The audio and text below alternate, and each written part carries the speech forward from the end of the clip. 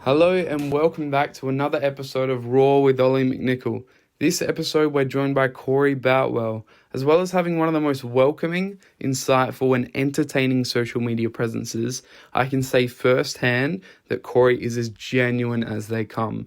And if you've been following the now WBFF Pro fitness athlete for a while now, this is the perfect opportunity for you to see him precisely as the man he is, why he is who he is today, and what he's all about. Get your notepad out because this is jam-packed with knowledge bombs. Thank you, and I hope you enjoy. All right, Corey Boutwell. Ollie, thank mate. you so much for doing this, man. Oh, all good, man. Thanks for having me. You're welcome. Before we get into this juicy stuff that we've already touched on a little bit, Sorry. I just want to, no, thank you. I just want to rattle off a couple of things so people have a bit of background. Okay. So let's go back to 2015. Oh. That was your first time competing, yeah? Yeah. You competed in bodybuilding. Yep. You came NBA. first place in juniors and first timers. Yep. 2018, your second show. Yep. Correct? Yep. First place PCA Nationals men's physique. Yes. 2019, Yeah. third time competing, yeah? Yep. You became a WBFF Pro. Yeah. That's a big So smile first on in the face men's there. fitness. So you have done bodybuilding, Yep. physique, Uh-huh. fitness. Mm-hmm. But that's the natural bodybuilding, which I do, has a lot more of a physique type look to it, Right, yep. I think. But you're undefeated. That's right, Beaten a couple times. So in the INBA, the first one, there was 3 categories I entered. Novice, I come second. And then when I did the PCA, I did South Australia, so I won the overalls in that one. Then I went to Victoria, I come second there. And then I went to Nationals and come first for that one.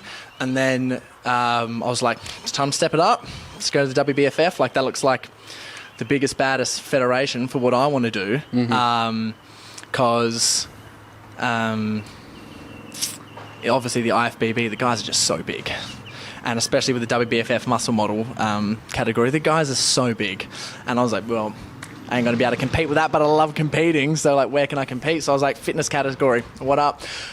Went into there and there was like 30 competitors, and they're all like so jacked and they all look so good. I was like, oh my god. And winning that one put a huge smile on the face. Felt really credible after that. Yeah, I bet. So was that sort of understanding that that maybe a particular category was out of your reach at that point? Is that what made you defer from like bodybuilding to physique to fitness? Not really. So I did the bodybuilding one as like, I'll just go back start. So 21 years old. Finally just joined a gym, been at a home gym my whole life, and got into a gym. And when I joined the gym, some of my friends were just like, dude, you should compete. And some of the friends that were there competed and stuff, and they should give it a crack. And I was like, you know what, I love this stuff. I was planning on competing, let's just give it a crack. What's available? Local competition, INBA, gave that a go. Loved it. Loved the bodybuilding poses, had like a great time, absolute blast. Been singing, dancing and acting my whole life, so I love being on the stage, center of attention. So it was a good old time having all your friends cheering at you. I was like, this is amazing. Had a great experience, and I'm like, well, I'm definitely going to do this again. But I guess as part of singing, dancing, acting, being on stage, I like showing my stuff. I like being a little bit more posy, doing that kind of things. And I was like, well, the fitness category in WBFF is like really where I want to be. And that kind of like plays to all my strengths as well. And I think my physique too. So I was like, well, that's probably the best one for me, especially because I'm not on the juice. Yeah. So I find it like that the fitness category has that type of look, and a lot of the people in that category aren't. And you can produce some like great results out of that. No doubt you've had people doubt your natural all the time physique, yeah. All the time, but I don't even care. Like, to be honest, people, I'm like, whatever. What do you say? How do you take it? Oh, it depends who it is. If it's someone I have no idea and I'm never ever going to see them again, and that guy's on steroids, I'll just be like, thanks, man. Yeah, I'll just like, whatever. Don't really care. You think what you want to think. But all those closest to me know that I could never afford it anyway. So, but, no, and I like it. I've kind of set a personal goal ever since I was real young. My dad kind of just said it to me because he used to work out. And when he was young, and he was just like, if you ever take steroids and I ever catch you, like, I'm a fucking... And I was like, well, fair enough. So, and like, you know, father follow son, I was like, well, let's just not do it. And then after all the research and stuff, I was like, well, I'm probably not going to need it for a long time anyway. And there's comps out there that I can do and I can achieve, you know, what I want to achieve without it. So let's give it a crack. You've proven that. Yeah, which was awesome. Yeah. Which was great. It was such a good experience. Yeah. So your mindset towards your training and goals from 2015 compared to just winning your pro card. Yeah. What's next? Like, are you going, is it fitness now? Yep. Yep. Stuck in fitness, and I want to win Worlds of Fitness. Yeah, wicked. I will eventually Yeah. win Worlds of Fitness. I don't know how long it'll damn take, but I was like, you see a lot of the guys, you know, peaking in like their 40s and stuff, 50s even. Some of the guys look so good, and I was like, well, I love this stuff. I'm going to do it forever. So until I win, and even if I do win, I'm just going to keep going anyway. Yeah.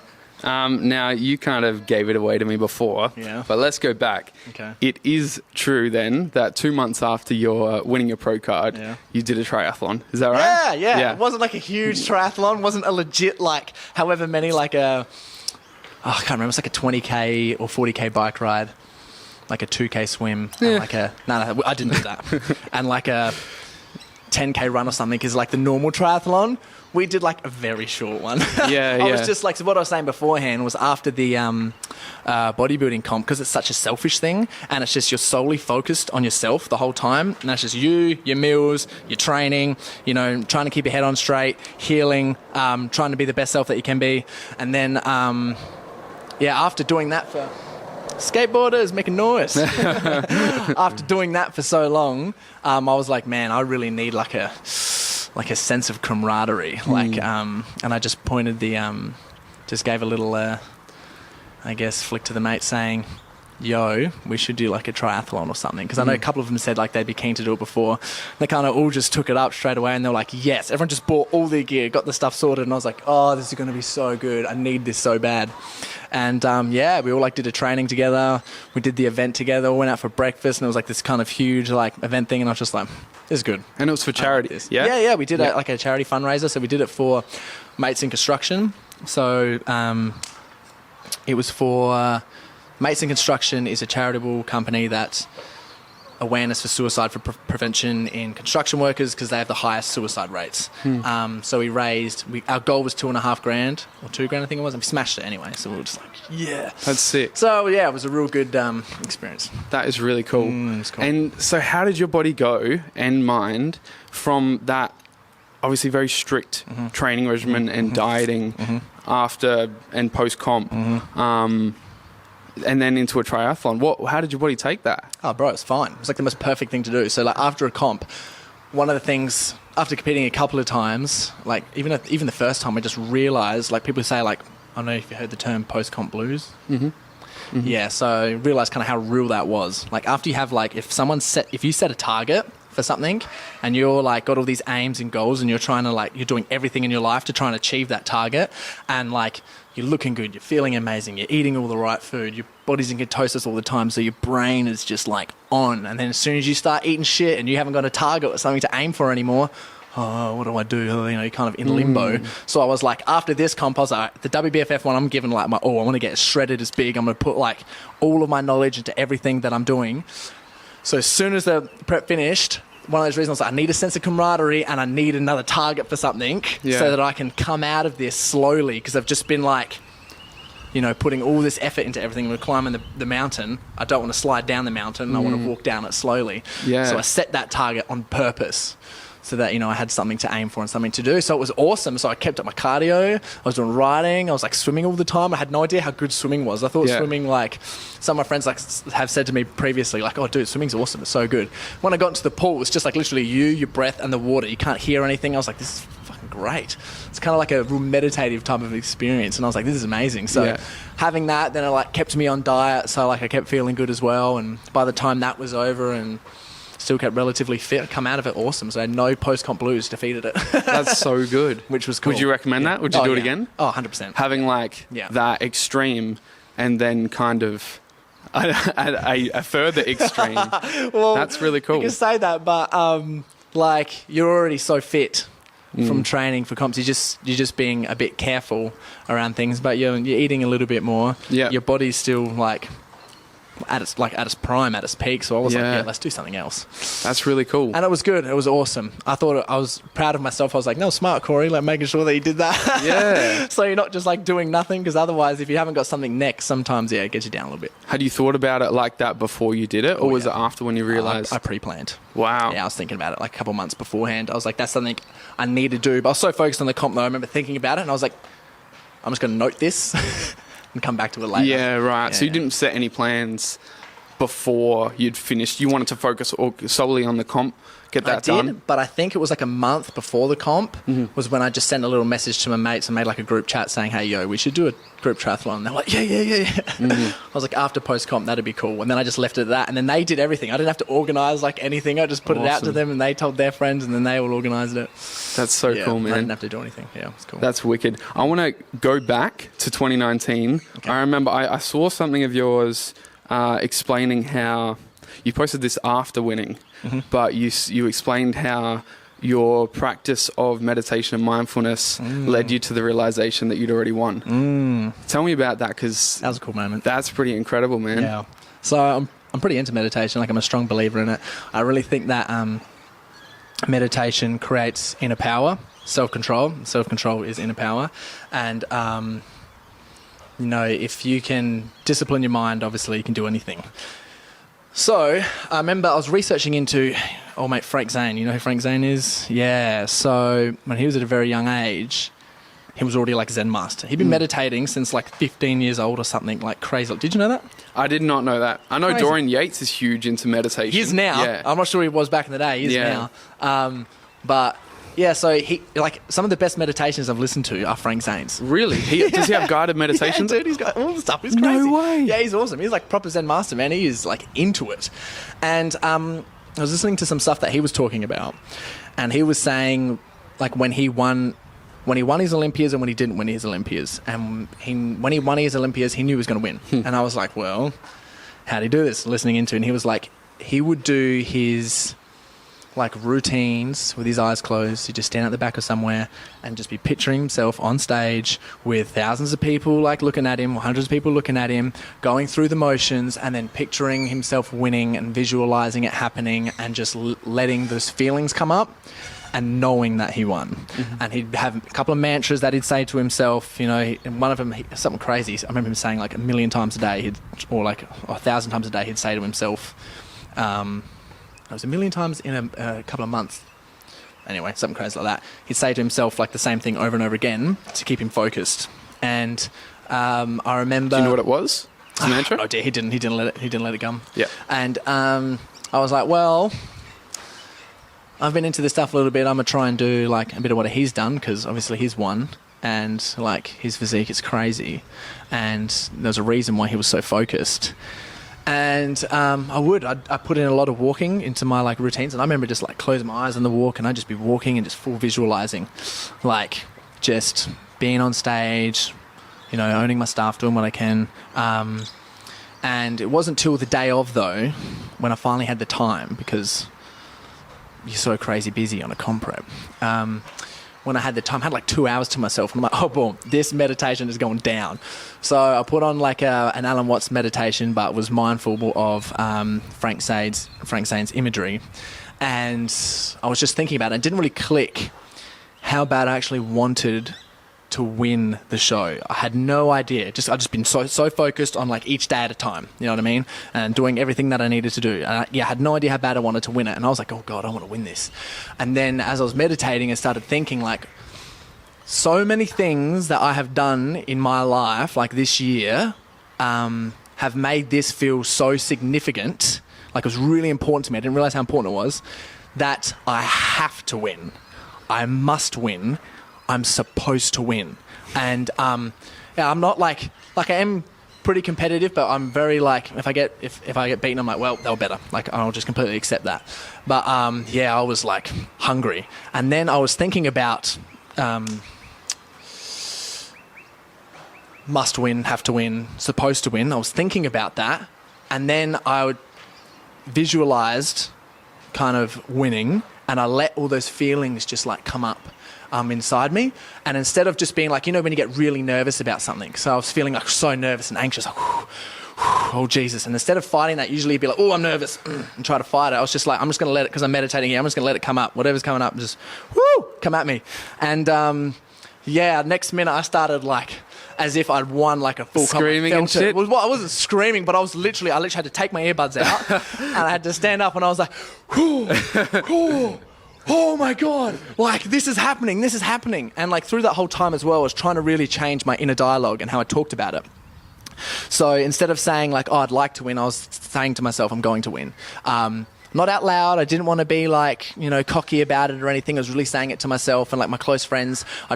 They were picking up on it. And I remember one of them said, mate Hayden, God, I love that guy. He was just like, there was like a post and he's like, oh, look, that's going to be you next year. And instead of being like, oh, I'd like to be like that, I'm like, yeah, it's going to be like, like I try to really think that, you know what I mean? So when the actual comps happened and I was on stage, when you're on stage, it happens so quickly. And all the times that I've won, you don't even notice when they say third or second. Like you don't notice when they say that. You're just on the stage, and because you're just so damn nervous, like that nervous feeling started coming up again. But instead of being like, oh shit, am I going to win, am I not going to win, the two thoughts that I had in my head was like, I was having a conversation with myself, was so the one conversation was, even if you don't win, it doesn't matter.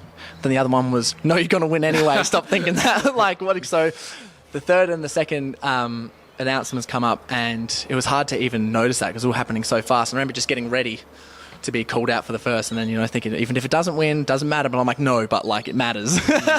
Like you really want to win. And then like they said my name, and I was just like, yes. Like it was like such an epic feeling, and it wasn't like the feeling that I had in the hotel room beforehand, like, oh my God, it won. It was like I was right, and I had this huge kind of relief come off, and then like listening to my family, my friends, like cheering, I could literally feel their energy of just like they were so happy, and they were so relieved because they were sick of me, like being all comp preppy, and that was just an absolute moment.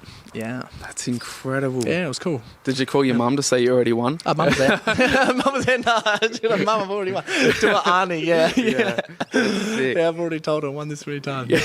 No, but that was cool. I didn't really tell anyone about that. I kind of just like kept it because I didn't want to tell people that it not happen. So I kind of just like kept it all to myself. And then when it happened, I was like, yeah, awesome moment. It's really good when something like that feels so significant to you and it's so much of value to you, and if like you can see why it's addictive. It's pretty good. Yeah, wicked. So leading up to that very day, was there much mindfulness and meditation practicing? Or not really, because I was with a lot of people all that time. Okay, I did into my prep, I put in like a meditation every day, gratitude every single day. It was like 2 months beforehand that I did ayahuasca, and I was nervous about it because I was like, oh God, this is so close. 2 months beforehand. 2 months before.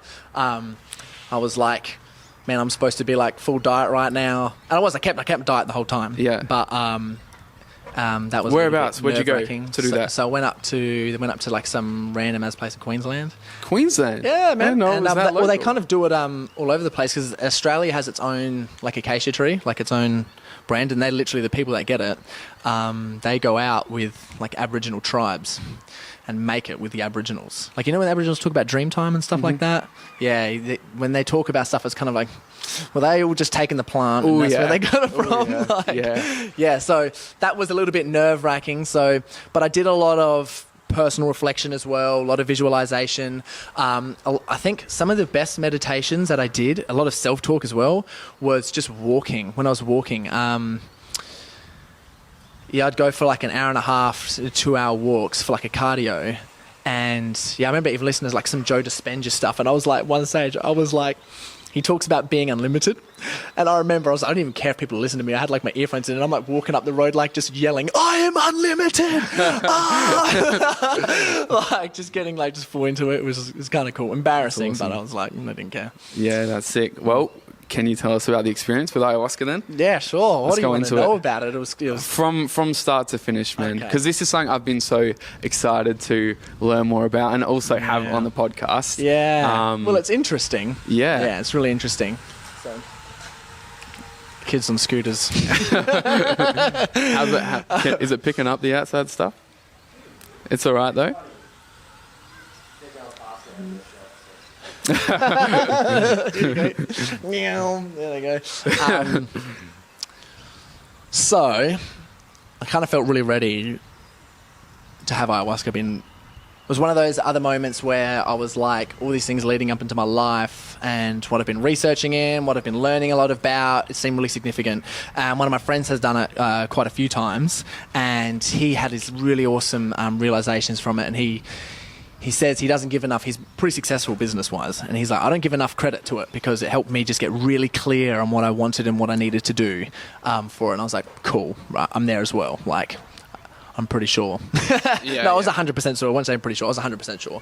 So organised it and went, and I had like an intention, and my intention was to find the right questions to be my most desired future self. That was like my intention kind of going in there. And they always say like Mother Ayahuasca, and I know they call it Mother Ayahuasca, and it's weird kind of talking about it, but when you have it, you kind of like, yeah, I can understand why they call it Mother Ayahuasca and how it's definitely like a personal growth type medicine. And I had that intention. I went there, and it's like you're not even ready to have that intention yet. Like you got so much stuff to work on. And believe it or not, what come up was a lot of anger and a lot of suppressed aggression and a lot of toxic stuff that I was like I was not ready. Wow, and a lot of ego stuff come up as well. I didn't realize it. I didn't even realize at one stage that I was kind of like feeling the ayahuasca when it happened. Like we did the ceremony, they blessed you, they did all the things. We fasted before you get into it. For how long? Just a day beforehand, and supposed to eat no meat for a couple of days, but I kind of dragged that out because I was like in comp prep, and I wish I didn't now. Because I was pretty smart about my comp prep. I thought it went really well with it, and just in case you have a bad experience on it. And I don't think I had like. Oh yeah, I wouldn't say I had a bad experience, but I learned a lot from it. It was a scary experience. It was so goddamn scary. But it was all like ego bomb myself kind of, because we had like, they do it in like cups, and you drink like a cup of liquid that they've blended. And like I remember having, was half a cup or something, and I was sitting there, and then I remember just getting like so cold, and it wasn't that cold of a night. And I remember I was like fucking freezing, and I was so angry that I was cold and I wasn't feeling anything.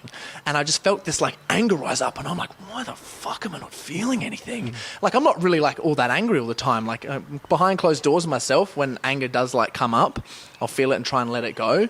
But every now and then it does explode. When I get my buttons pushed, maybe I don't know how to deal with it properly. Yes, which is what ayahuasca's main kind of thing come out of it was like learn how to deal with it properly. And I'm like, oh God. Like we're doing heaps of personal development work, and this is like, this is going to be hard, this one. Much breath work beforehand? No breath work. Yep. I think breath work on ayahuasca would be too much. Honestly. But I mean, before the experience with ayahuasca. Oh yeah, I had a couple of breath work sessions. Yep. And they were awesome. Get into them later.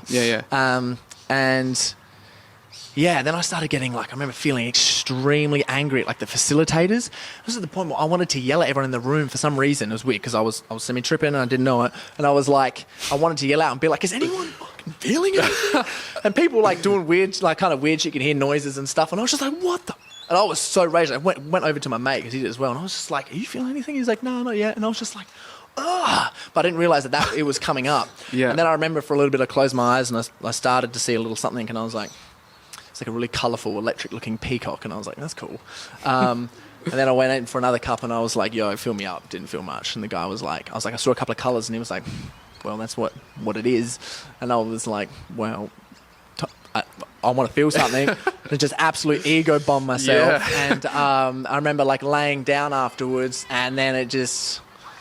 Oh God, it hit me like a ton of bricks. And full purge, which is like if you're having right. So it says a lot of time you throw up if you have any thoughts that you're kind of conflicted with. Okay. And you kind of know. I've had some experiences beforehand where I've like, now after having ayahuasca, I was like, I purged and I was completely sober. Like I had this experience with the past, like a girlfriend, and we like had a break for a while, and I know that she slept with someone else, and we met together. And I remember I was like, oh God, she slept with someone else. And like the motions of that, like full just, I had to go to the toilets and like full throw up because of it. And it's kind of like that conflicting thought. If you're ever having any thoughts about being scared, or if anything's coming up, like my anger and stuff, when I started kind of thinking about, had some really bliss moments as well. had some awesome bliss moments to say that. There was like some really good couple of realizations, but I'm talking about the scary stuff. The anger come up and I was just like, oh my God, bleh, bleh, bleh. And then it's pretty crazy what you see. They say like when you're seeing all colours and stuff. I saw a lot of dragon skin, lizard skin, snake skin, a lot of green and golds and browns. And what was like fucking crazy was the next day, I'm not even kidding. So I saw a lot of that. And when I was purging, it felt like, so weird, but it felt like I was a lizard.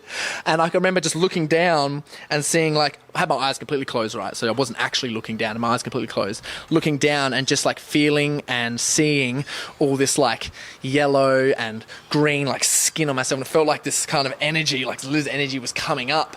And then I'll just and blow it out. And the next day, I'm not even kidding, I had like opened this electrical box to charge my phone because there's nowhere to charge a phone out there. It's like in the middle of nowhere. And I remember shutting it, and I was like, "Oh, that doesn't look right." And I thought it was a little like electrical wire hanging out the top. And it was a green and gold snake. And I was like, "Yeah, like legitimately a green and gold snake." And when I got my mate, and I was like, "Yo, you remember?" I was like, "Do you remember when I was talking about being a freaking lizard and seeing snakes and shit?" And he was like, "Yeah, dude." I was like, "Come here, look at this." I was like, boom, open the box. Green and gold snake off and slivered off, and he was like, bro. He was like, you're lying to me. I was like, bro, I'm not lying to you. And then story gets more crazy, all right? So just with little things linking up. So what I got out of ayahuasca is I'm angry and I'm a lizard. That's what I got out of it. But when I very first did psychedelics, it was like mushrooms in Amsterdam, and I had this click. It wasn't even that long ago, but I was saying to my friend on the bus, we were in there, I was looking at him, his name's Lindsay, and I was like, Lindsay, I'm a lizard. And I was doing this just because my mushroom was being silly. But then I did psychedelics again with my partner, and we took too much. We ego bombed it again. We've had some awesome experiences doing some other stuff, but I ego bombed it. And I remember we kissed each other a couple of times. We were kissing each other, and I was asking about something. I was like, when I was kissing you, your face looked like this.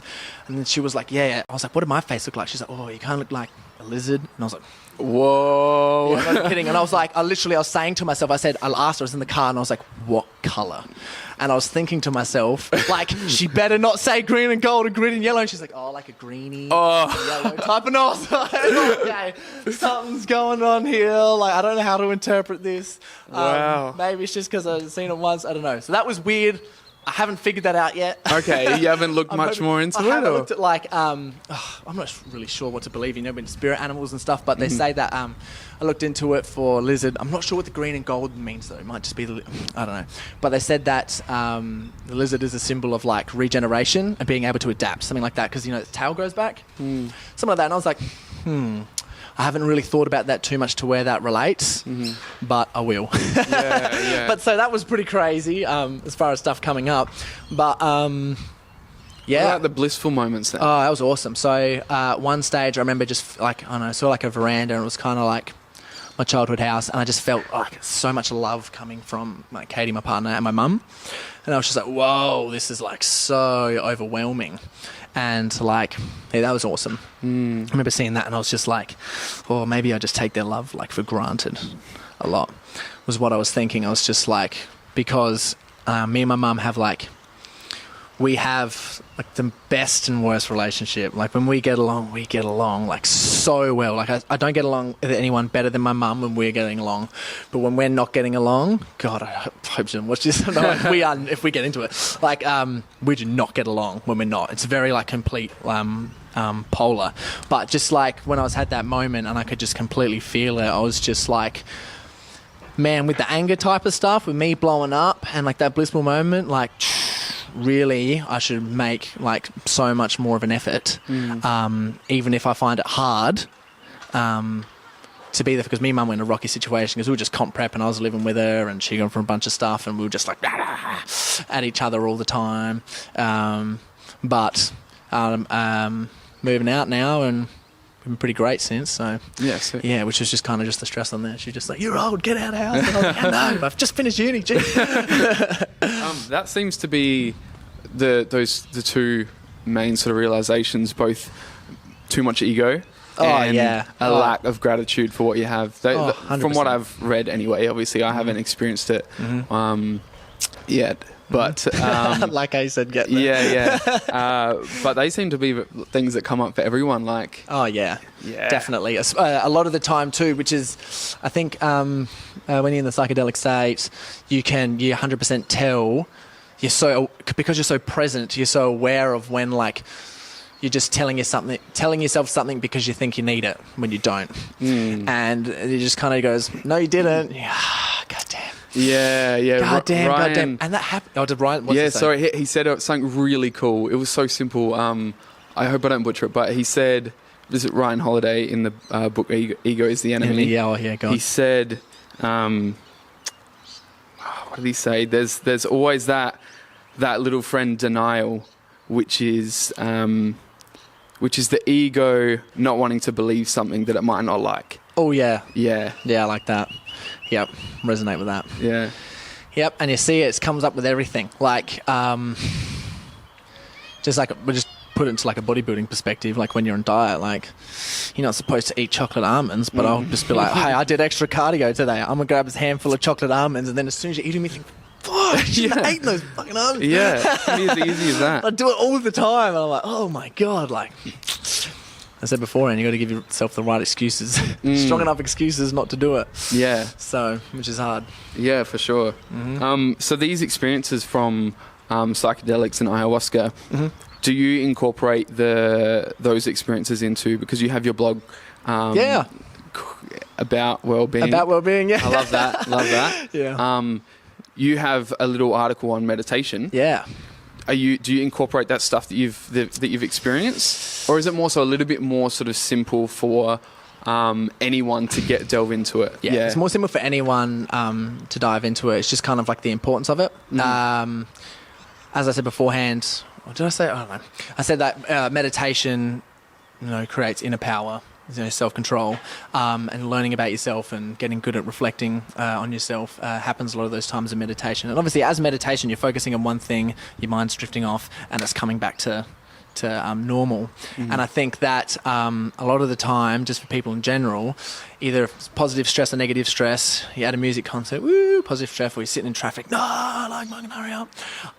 If you have meditation as a practice and you have, the tool under your belt to bring yourself like completely present and get rid of your stress, because, stress comes from the future and stress comes from the past. But if you're completely present, there goes your stress.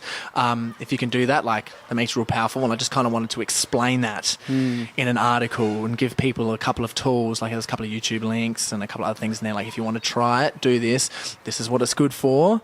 And I also relate meditation is extremely powerful, especially when it comes to bodybuilding. Because, I'm not sure if you listen to some meditations, you want to say, focus on your breath the whole time. Breathing in. You stop. Breathing out. You stop. What am I doing when I'm doing a bicep curl? You know what I mean? All the way down, I stop, I'm coming up, I stop. And if you can be completely present, when you're working out with your squatting, benching, whatever it is, you're going to get a lot more out of what you're doing.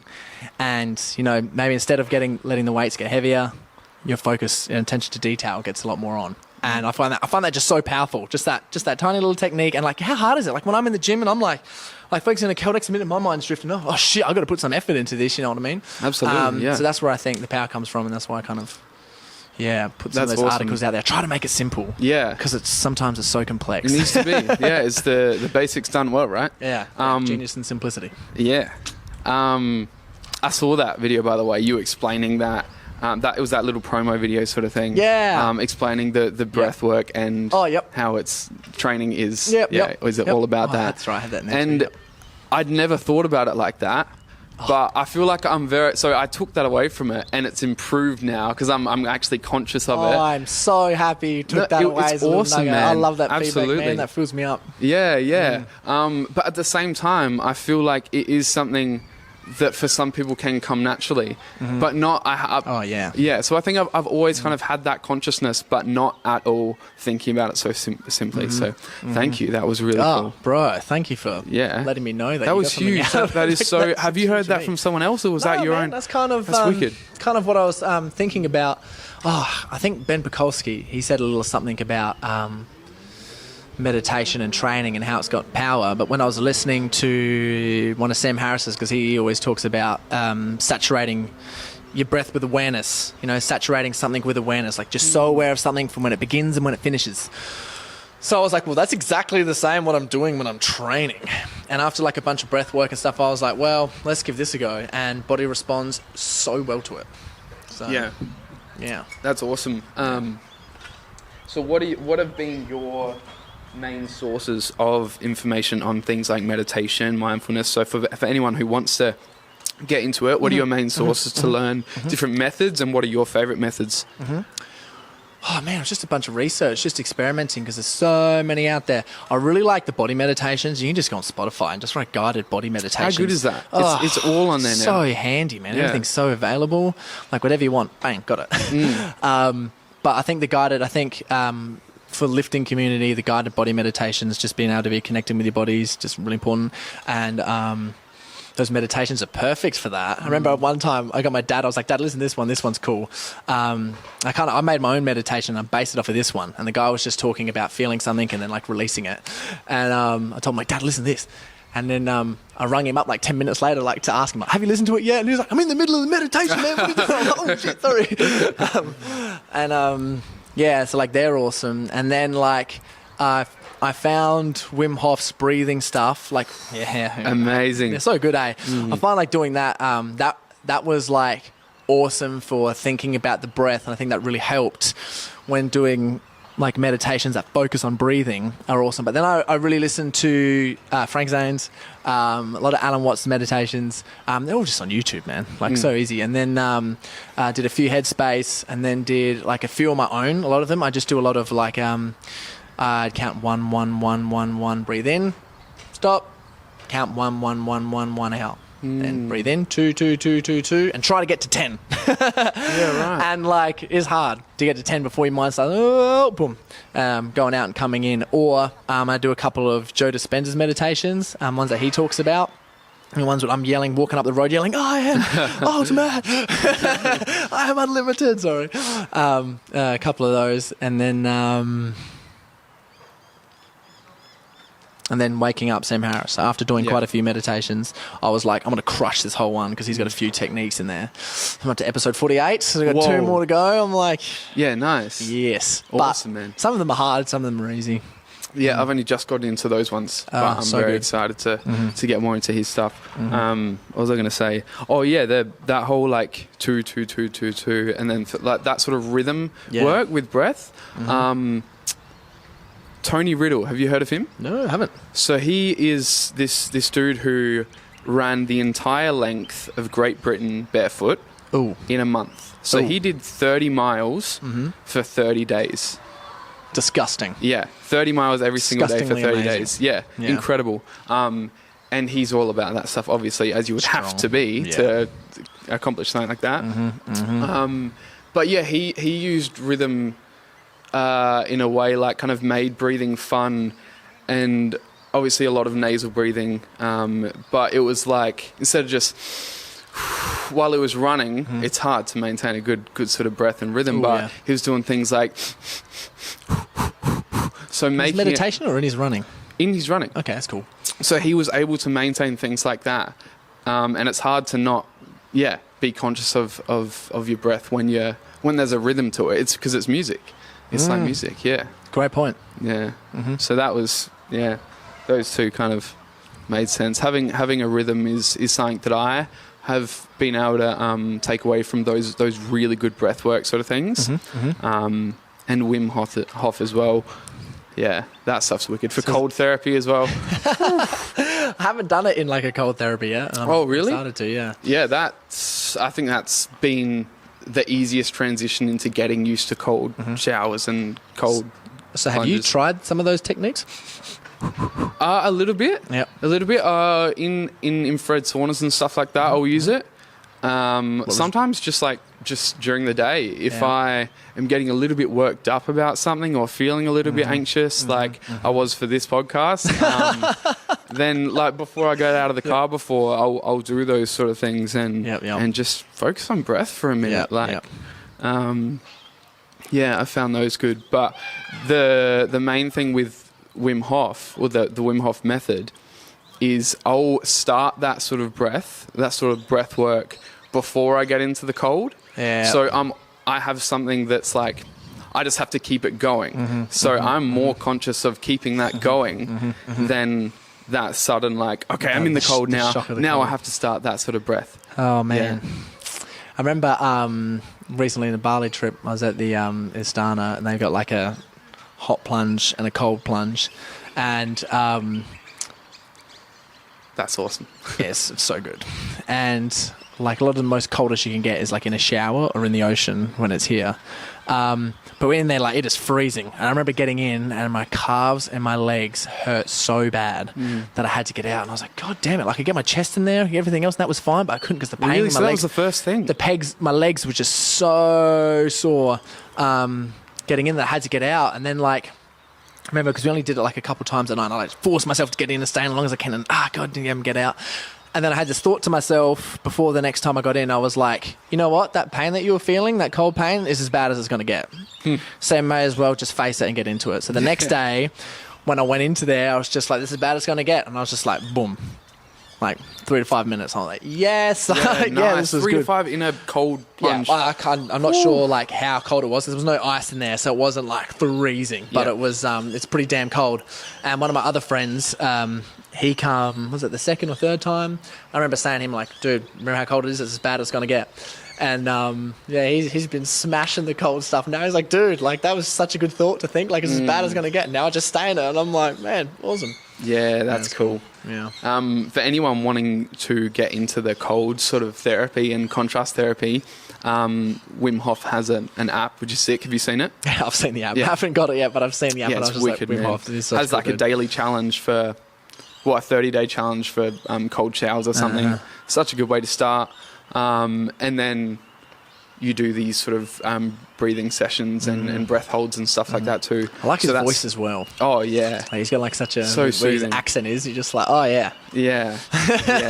So that's completely free. That's wicked. Yeah. That's definitely something to get. Yeah.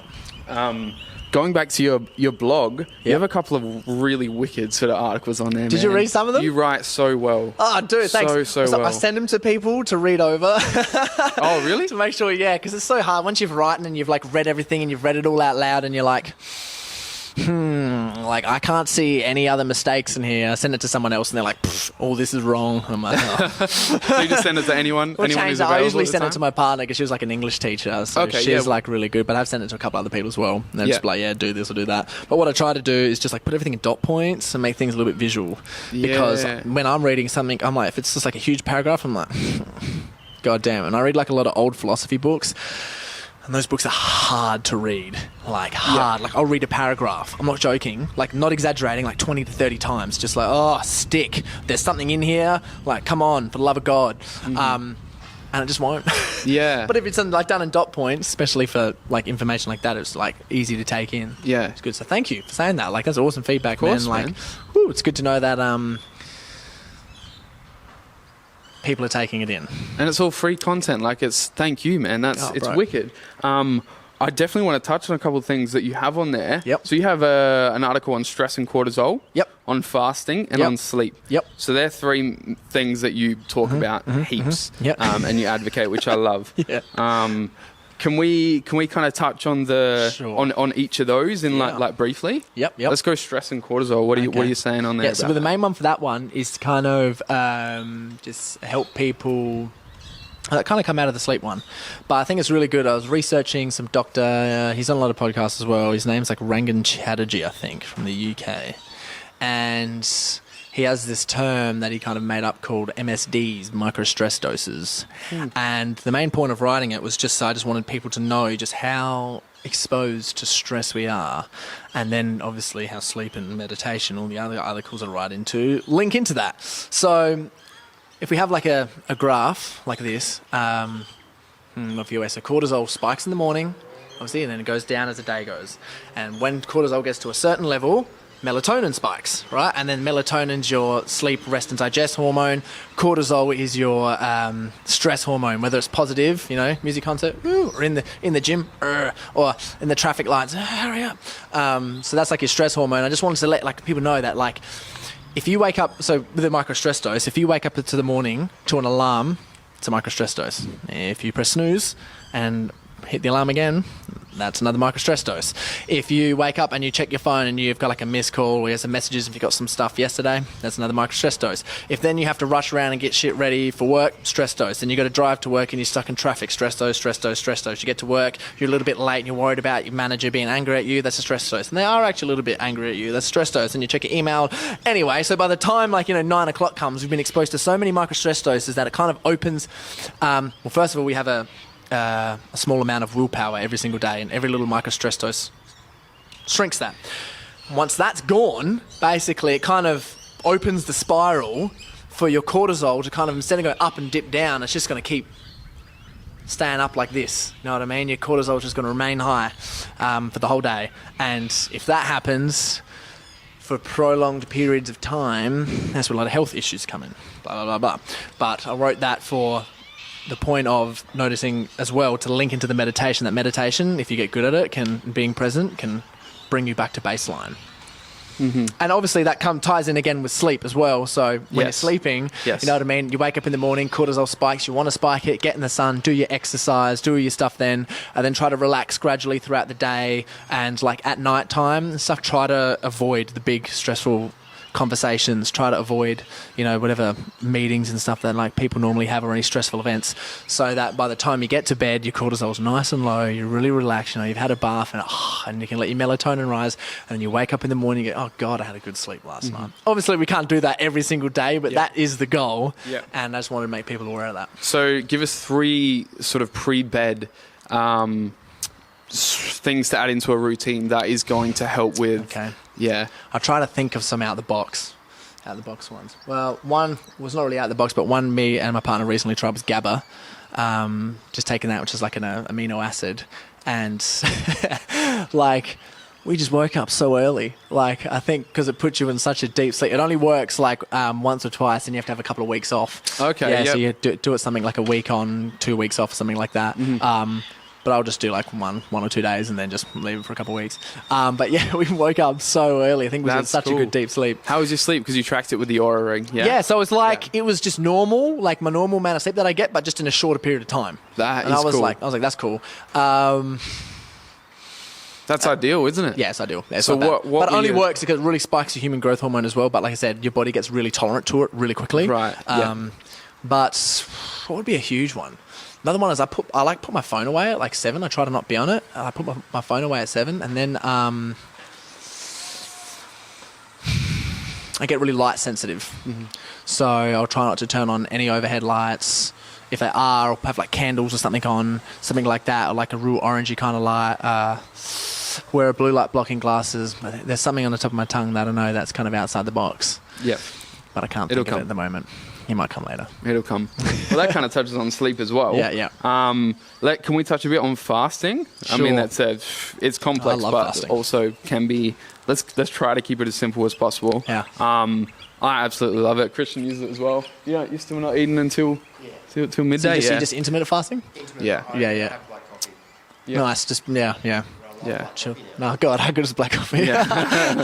I never That's what we're fueled on, right? Yeah, exactly. No, I didn't try black coffee until like my first comp prep, and then like I remember the coach was like, "No, it's one of the only things you can have, and you can have a couple a day." And I remember just like not really liking it, but I remember like it was like a month in, and I was like, "Oh my God!" Yeah, it's liquid gold. Yeah, so good. Yeah, and it makes fasting easy. Yeah, easy. Yeah. No, I like the 1 24-hour fast a week. I remember like I was really nervous to do one because I was so worried about like losing muscle and stuff because I wanted to do it for my prep. But after researching into it so much, I was just like, yo, this is just... There's so many studies here to show that this is legit. And yeah, proper work, man. Like I was like fasting I have is kind of like my superhuman days. And because... Well, one thing I think fasting is extremely important is it connects you better to your food. Have you done 24-hour, 48-hour fast? Not 24. Okay, no, the most is, 12, maybe 15. But yeah, 15. 12 hours. Yeah. So a 24-hour fast, the first couple times you do them, like they're easy. Like 24-hour fast is so easy. You don't think you won't be able to do it. Like you can do it very easy. But the first like 2 times you do it, you're just like, I'm angry today. But yeah, then you kind of get really used to it. And that's like, I use my fasting days as my most productive days, like all the stuff that you need, you're not worrying about food. You have to think about it. You don't have to sit down and eat. You much time like sitting down and thinking about food. That's the best part about it. Oh my gosh. Yeah. Yeah, you got so much time to do stuff. And then like lunchtime comes around, like, oh God, what am I going to do? Like, yeah. But you get really productive with it. And because like your body's like gets into ketosis and, you know, your body's just worked through all the toxins and it's cleansed everything, you know, obviously your brain just gets so switched on. And it's amazing because I remember talking about it and I just like really recommended it to my dad. I'm like, Dad, like you're getting older. I want you to live forever. Start fasting because it's anti-aging. Like you should be doing it. Cleanse your little beer gut and you'll be good. And I remember like the first 2 times he was like, first like 2 times he was doing it. And then I remember just watching him eat dinner one night. He's a pretty good cook and he was just like eating it, just like, this is so good. It feels so good. And I was like, yes, you do. I think it's one of the most important things of fasting is how it reconnects you with just how important food was, man. Oh, absolutely. I remember like I tried to practice. Have you done mindful eating? Like sat down and practice. Like, my own sort of way, but tell me yours, yeah? So it's just sitting there, not thinking about anything else, put your phone away, and it's like, it's so good after a fast, and you just like look at it. Yeah. And you eat it, and you just like close your eyes and feel all the textures and all the flavours in your mouth. And I'd be sitting down with Katie, my partner, and I'd be like, oh, let's do some mindful eating. She's like, let's bloody do mindful, we're going to eat dinner. I'm sitting there like, and she's looking at me like, what the fuck? Yeah. But like, it was amazing. It's such a good experience. And it's like one of those things that's like, we take food for granted. We're so abundant in it, you know what I mean? And a lot of people would know that, but just I think realizing how valuable and important that is just so critical. And it's not until you do like a kind of big fast for a few times where you're just like, oh yeah, we like overeat heaps. And when you look at like calories and macros and kind of stuff for myself for like maintenance, it isn't all that much for what I weigh. And I'm like, man, I'm eating way over that. So I forgot where I was going. But yeah, as far as fasting goes, being like extremely appreciative for food and knowing that like as well back in the day, like thousands of years ago, you know, when hunters and gatherers, and we were out there, we'd go, you know, for such long periods of time without food that, you know, when they would get an animal or they'd find a whole bunch of food or whatever, and they'd all sit down together and just like eat a meal and just be so like happy and like, oh God, how good is food? That yeah, when you are eating like, you know, real good quality food too, and you have been fasting, you realize that like all the sugar kind of food that we make, we're just like, oh, it's cardboard, isn't it? Like it really is. And yeah, it just makes you really appreciate like bread. Like a really good loaf of bread though. You had like a really good quality sourdough, like go to Central Markets, get one of those back. Oh my God. And it actually is sour in the middle. It's like just like even a piece of fish, like with some vegetables, like a really good quality olive oil. You're just like, oh man, like this is like a high. I am high from eating food right now because it's so good. Yeah, that's the biggest thing that I've taken away from it. Like that gratitude for food when it comes to that time of the day where you're gonna eat after fasting. Yeah. It's like, I'm so freaking stoked to have this food right now. Yeah, exactly. It is so cool. Yeah. I recommend do a 24-hour, bro. All right. Change your life for a while. I'll give it a go. And what sort of any pre-24-hour fast? So you just eat at like 6 o'clock at night time, and then don't eat again till 6 o'clock the next night. There's like an app you can use. One of my friends is really good at it. Shout out Glenn Money. He's like a lord at fasting. He does like 72-hour fasts. So, far out, bro. Yeah. And that you get like a real lot of emotional cleansing and stuff out of those. Like some people, like they say, like they'll smell like hairspray because the toxins and stuff are coming out. Smell like deodorant, like it's crazy. Yeah, you become sensitive to those sort of things. Yeah. Well, you just live it. Just like you don't realize if you're putting it on your skin, your body's absorbing it, stores them in your fat tissues. You know what I mean? So if you're burning the fat and you're on the fast, and your body can actually cleanse out all the toxins, like you start to like smell like it because it's getting rid of it. But in a 24-hour, you just like you get a real big human growth hormone spike. You go through a bunch of autophagy, which is your body just getting rid of a lot of dead cells, and there's the connection back to food is good too. And it's you do get a little bit connected with your ego a little bit when you're realizing you're angry and you'd be like, oh God, I haven't eaten all day. I'm going to eat the biggest meal ever. Then you'll just over-consume. Then you say, oh God. I've done that too. Like, I've done that as well. Yeah. speaking of food, then, at a time like this, so you also have an article. Yeah. I would just say you have an article called 10 strategies that you should use to stick to a meal plan. Did you look at that one? I wanted to talk about it now. Okay, yep. That's like the first one I put up. Is it? That was the very first one? It was, yeah. In regards to that, what advice would you give to people right now regarding that sort of meal planning amidst what's going on right now? Like, and if lockdown is indeed something that happens, what sort of approach would you suggest? So how I come up with that little article was I remember writing it for one of my friend's mums who really wanted a meal plan, and I'd talked to him a lot about it, and he went through like all the stuff that she was going through, and I was like, man, she needs to like kind of just have a little bit of, she needs a couple of strategies basically to deal with it, like some mental ones just to think about, so that she can go through the meal plan. And gave him a little meal plan, just gave it to him, like, take it away, little lessons, and I had the strategies, and he went through them with his mum, and she lost like 37 kilos. Something crazy. In how long? Oh, it was months, but she stuck to it for wow. like I think it was like 3 months or 4 months or something, and it was like 20 kilos. And I was like, what? Then I remember I was like, talked to him like a year later, and he was just like, dude, she's stuck to it. And she still keeps those like strategies. And like, it's been like 30 something kilos now. And I was like, oh my God. That's insane. Yeah, it was good. It was a real good moment. So, but one of I think the biggest ones out there was just like noticing that when you're hungry, it's okay. It's completely okay to be hungry, and that not every single meal you eat has to be delicious, which is probably the biggest one, I guess, to take away at the moment, especially because Australians are so addicted to pasta by the look of it. When you go in the shopping hours, the pasta's gone, but all the fruit and veg is still there. I think not every single meal you eat has to be like delicious. And I think it's really good actually chance for people to kind of get creative with a bunch of recipes and try something new, and God forbid, try something really healthy. Plant some really seeds, grow some vegetables. Yeah, man, it's good. It's all there. Like I found all the stuff. I find like I had no problems. I went to Central Market. There was barramundi there. There was kangaroo. There was liver, there was heaps of meat at the butcher's there, and just fruit and veg for days. I was like, what are people worrying about? Yeah. But isn't it crazy? Yeah. So like at that time when, all these posts were put up and all the food on the shelves were gone, like the packaged stuff, like they were all gone.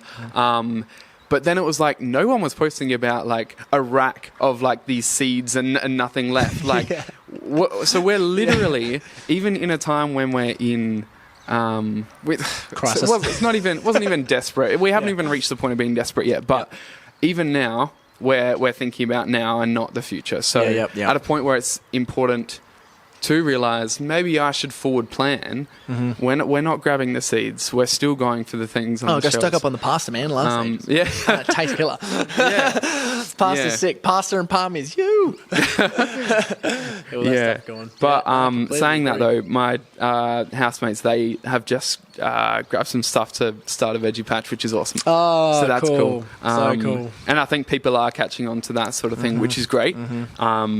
But now the seeds are hard to get, so they're catching on too quickly. Which is good, which is a really good thing. Awesome.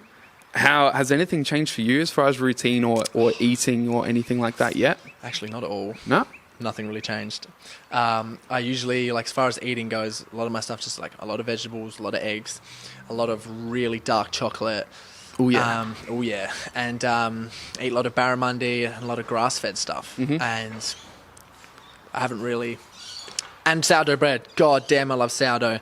I just get Devo when they do the avocados and they're real hard.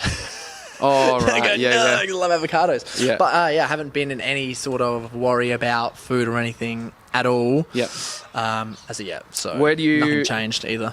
Yeah. So where do you get your eggs and grass-fed meat at the moment? Oh, man, you can get some awesome, like, omega-3 eggs from... I'm just so about omega-3s.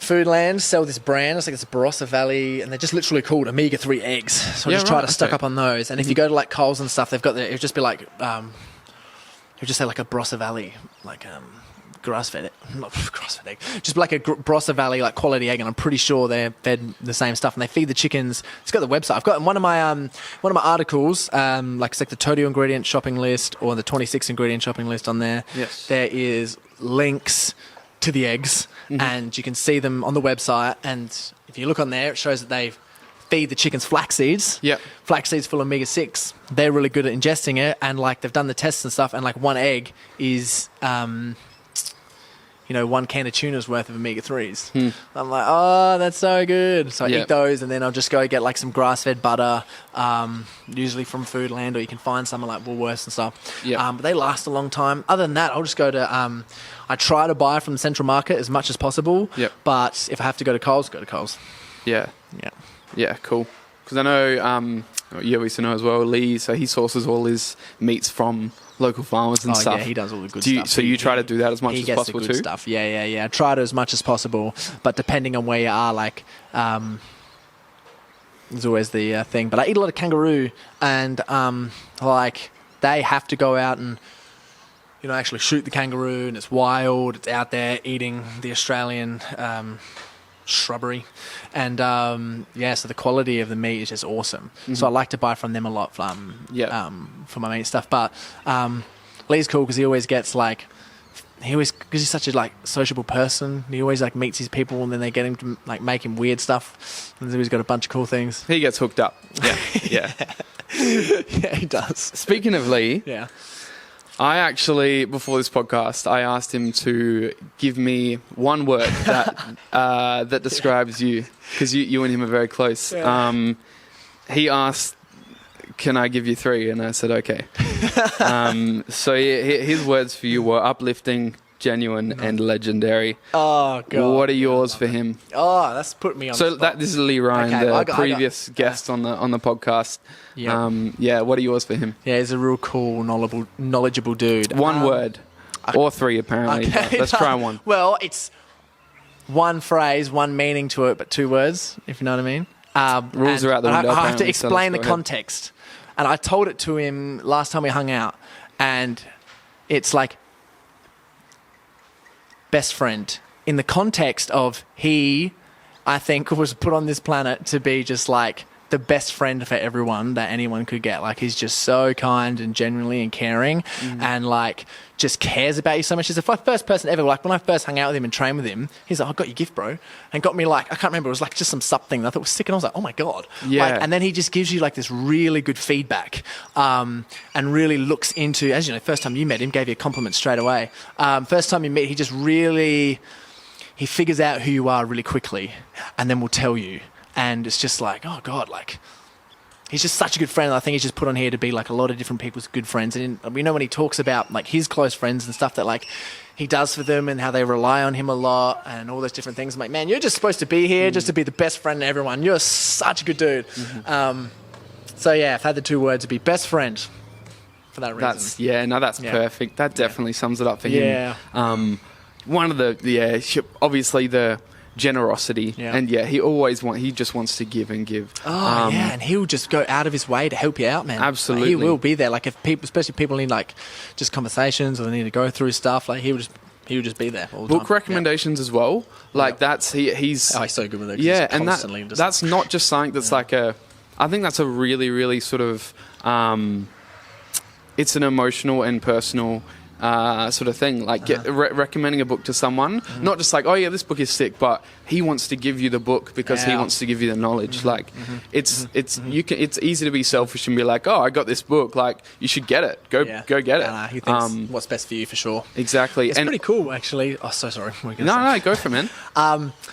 We were just talking about, me and Lee had this really good conversation the other week when we were talking about masculine and feminine energy, and I'm so into the research about masculine and feminine energy. Stuff. Oh, dude, it's the best. Just learning about it, I guess, because learning about masculine energy helps you learn about yourself, and then feminine energy obviously helps you learn about your partner and women, because, like, you know, how hard is it to understand what women are thinking, feeling in general. So learning about that's so fascinating. I love learning about them. They're like the most interesting creatures to learn about. And we just had this conversation about how it's funny because we were actually kind of talking about this morning, but talking about how feminine energy, I was talking to him about, I was like, it's like the storm and it's like the ocean. You know, waves will crash, the storm will thunder and crash, but then it will also be like the ocean will be clear, waves will be rolling, it'll be pristine, it'll be gorgeous. Birds in the sky, the weather is just like beautiful. Then next minute a storm will come in and crash, and then it'll go like this, right? So that's like the feminine energy, and that's research from David Deida and John Gray. And the male energy is supposed to be. Who was like, that? Sorry, say that again. John Gray, David Deida, and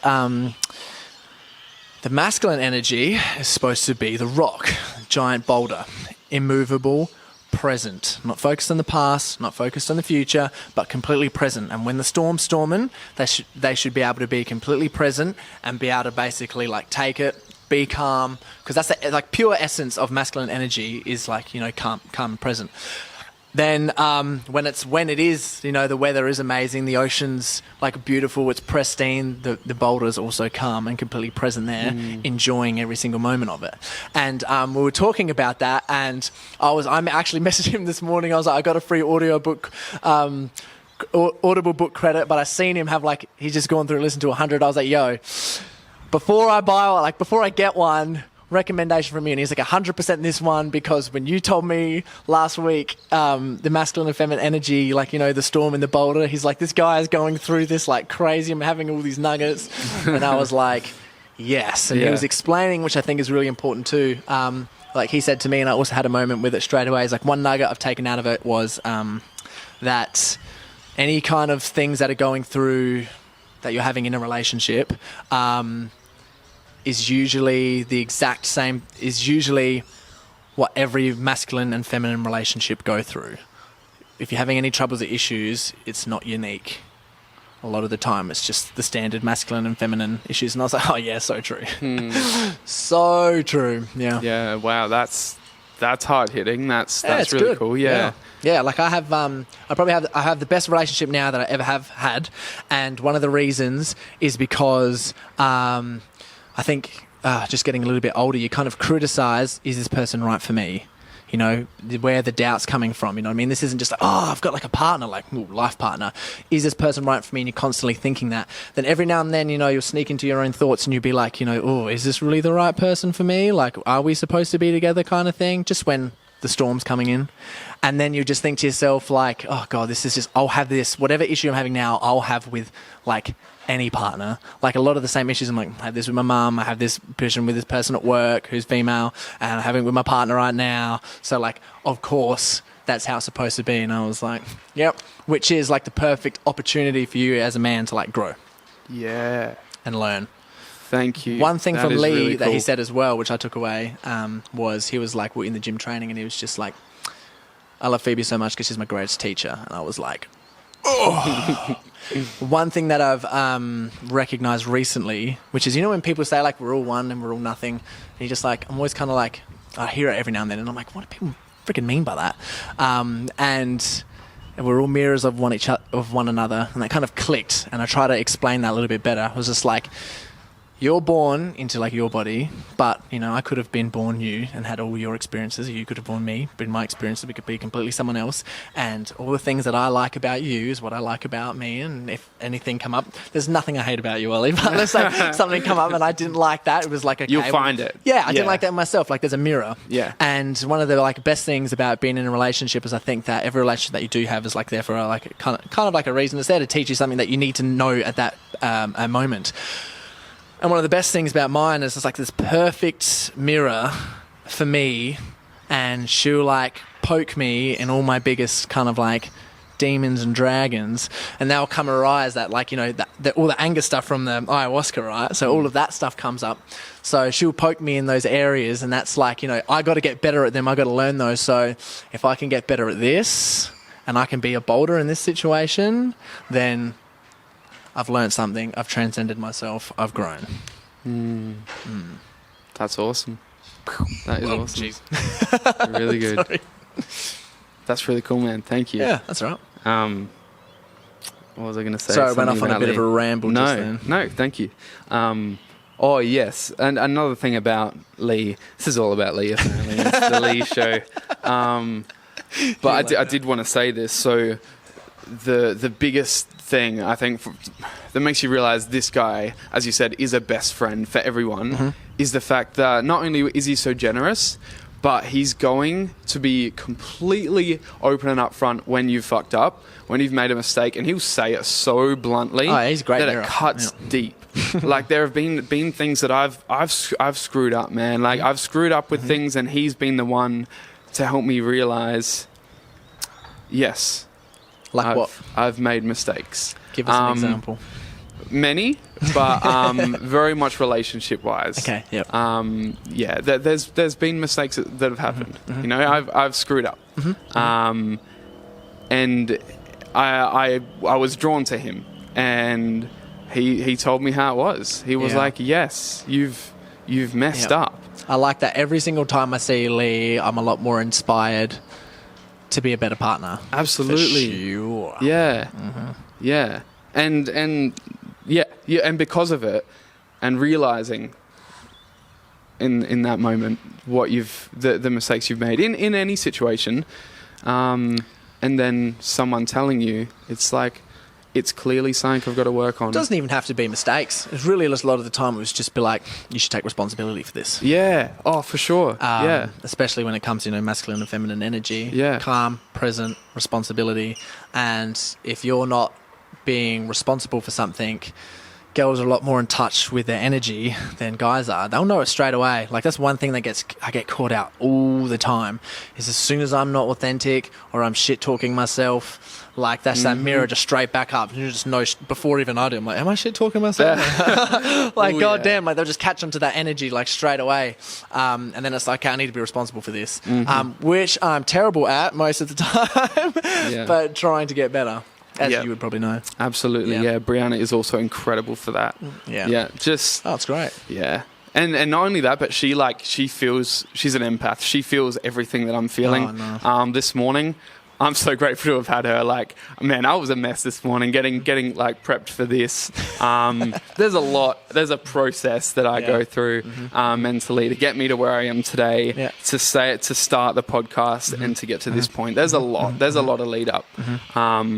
And she sees it all. No one else sees it all, but she does. And not only that, but she feels it. I'm so grateful to have her stick through with these sort of things. And on the way here, or on the way back to hers before I came here, I finally got to the point where I was like, I'm feeling good.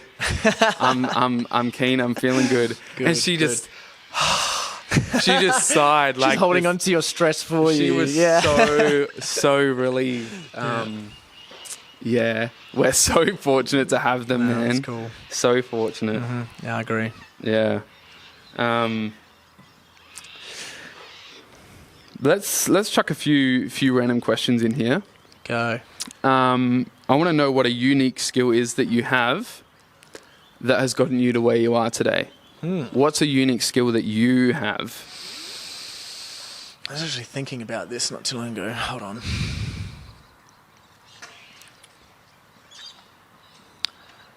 I'm extremely open-minded. It's probably too open-minded sometimes. And it's probably, learned skill. As I was saying beforehand, I do like a lot of research and some pretty intense topics. And it kind of forces you to be open-minded. I like to try to put myself in other people's shoes, although not 100% of the time perfect at it, because it's so hard to do. But if you can put yourself in someone else's mindset, I think it's really important. And when you're researching on a whole bunch of experiences that other people have had, especially like extremely nasty ones or really bad ones, and just reflecting that you're someone who has great potential to do some disgusting, horrible things, but you're also someone who has great potential to do amazing things as well. That, it's kind of played off to a little bit of a strength. And when opportunities arise, I'm just open-minded to everything. Probably too susceptible sometimes, but like that's allowed me to do a couple of things. Like probably the biggest achievement is probably going pro in in WBFF. But being open-minded to even just to do it and give it a crack. Just thinking, putting yourself in a position that's just like, you got to be in it to win it, and be open-minded about it. Mm-hmm. Awesome. Yep. Love it. Yeah. What are you reading or listening to right now? And what is a book that you would consider your own personal Bible? I got a real good one for this one. So, have you heard of Friedrich Nietzsche? No. Okay, so he's an old school philosopher. Like, he is the person who invented the term, "What doesn't kill me makes me stronger." He's like 1800 spec. I read this book from him called Thus Spoke Zarathustra, and he has a couple of methodologies and theories in there which I think are just like, they just absolutely fascinated me. I don't know why I gravitated towards this old school philosophy stuff, but I researched Jordan Peterson a lot for a little while, and I was like, some of these things resonate with me, so I'm going to dive deep in some of the things that he talks about. And one of the things that Friedrich Nietzsche talks about is, well, there's two things. One thing is called eternal recurrence, and basically is if you've seen that sign that has like a snake called Oribus, and it's like around in a circle and it's eating its own tail. So this is a thought experiment of what it's about. So think about this. So if you die, like you don't actually really die, you just keep living your life every single day, and you know exactly what's going to happen, right? So you're doing it like 1,000 times, and that's going to be your life for the rest of your life. You're going to relive it, and there's nothing you can change in it whatsoever. You end up knowing what's happening, and nothing you can change. He said that if you thought about your life to where you're living now, would you be screaming for joy, or would you be screaming in agony and hating what you've done so far? And if you're not screaming for joy, you got to change something. You got to sort something out. And I was just like, oh God. And I did Jordan Peterson's program, Self-Authoring, which goes and you like basically talks about your whole life and your whole future stuff whilst I was reading this. So it was like really kind of impactful when I was going through it. And I was like, okay, so this is my life I have now. These are all the parts that I've hated. These are the things that are awesome. These are the feelings that I want to feel. And these are the best moments in my life. Let's make these happen again. Let's pursue more in this way. And it's just, I've been so much happier since. And then another one in the book is he talks about, I guess, a few different stages of man and they're transcending themselves. And the first one is, are you interested in this, by the way? This is like... I said, are you interested in this, by the way? This is like some serious theory stuff. Yeah. He talks about the first stage of being a human is being a camel. So we're born as camels. And the reason that we're born as camels is that we have all this stuff put on us. Camels carry things, And all the things that are put on us are all people's thoughts and impressions. You got to go to school. You got to make your bed. You got to go to work for family. You got to have children. You got to put your hand over your mouth when you sneeze. You got to do this. You got to do that. Blah blah blah blah. All the stuff that you got to do. You got to stop when the lights are red at traffic. You know what I mean? Or just anything. You got to have a wife. Got to have kids. You got to get a job here. You got to go to uni. All that kind of stuff. So we put all this stuff on us. And basically, what he's saying is that's the first stage, and you're a camel. And the next stage is a lion. And the lion's job is to basically say no to everything. So he has this terminology saying to transcend from a lion is to slay this dragon called thou shalt. And basically all those things that the camel has on them are all thou shalt. Thou shalt do this. Thou shalt do that, thou shalt follow traffic rules, thou shalt do this. It's kind of interesting looking at that when you look at our traffic rules to Bali's, you know what I mean? They've got like no traffic there, no one's wearing seatbelts, no one's wearing helmets. And here, if you're not wearing a seatbelt, huge fine, you know what I mean? But the reason that the lion is supposed to say completely no to everything, slay the dragon, thou shalt, and when they do stuff is you're supposed to choose it. I choose to do this. I choose to put my hand over my mouth when I sneeze because germs are disgusting. You know what I mean? Not, for any other reason. I choose to buy a house because I want to buy a house. I choose to get married because I want to get married. And that is something that I would like to do because that's aligned with my values. What's your purpose? What's your values? Align yourself with that. And that's basically what a lion does. And he says that a lot of people get to a lion and then they don't get any further. So the lion slays the dragon, and the next transcendent state is that of a child. And this is still what I'm still trying to figure out exactly. And he said what a child is the child is a level at a man rediscovering the seriousness a child has at play. What do you think that means? That's really cool. What do you think that means? I No idea, right? No. So what I kind of researched into it a little bit is when you look at a grandparent playing with a child, you know how seriously a grandparent takes, playing with a child, because they know that they're in their make-believe land and they're creating stuff, you know what I mean? And they're trying to make it like serious for them, and they're really actually enjoying it. It's like, I kind of feel that we have this moment from the age of like, teens to, until we get to grandparent age, where it's just like, are you just a lion in that moment? You know what I mean? We just like, we're choosing all this stuff to do, but it's like, how early can we get to this stage of rediscovering the seriousness a child had at play? And that's like a big goal of mine. And I think that like so critically, and I look at all the stuff that I do now and I say to myself, I choose to do it. And even if it's something that's like, if I made a mistake or something, it's like, well, I chose to do that. You know what I mean? And so as far as like a Bible goes for myself, that book, it really hard reading. Really hard reading. I had to like read it, listen to a podcast on it, and then go back. Yeah, one of those. Because there's some absolute other nuggets in there as well. Like he talks about this, the transcendent state of a man, which would kind of be that child state, I guess, called the overman, which is like the Superman. And if you think about humans like from 1,000 years from now, and how they'd look back onto us and think like, why were people thinking this? Why were people doing that? Why was this all sorted out? Like, we're so much more advanced now, just like socially and mentally, and what we want to do with our lives. Like, we've just kind of transcended ourselves. Like, that should be the goal. Like, I think it's a really good thought experiment. I think about it quite often, and I think like if I was like my best self or myself even 30 years from now, or if I was like my most ultimate self, what would I think about the things that I'm doing like right now, like as I'm doing right now? And Viktor Frankl had a really good quote, and it was something along the lines of, he has a book called Man's Search for Meaning, and if you haven't read it, put that on the top of your list, because it's like, he has this quote in there that says about how we should live, and it's like, think about every action that you're doing now is as wrongly as you're doing it as wrongly the second time as you did it the first time.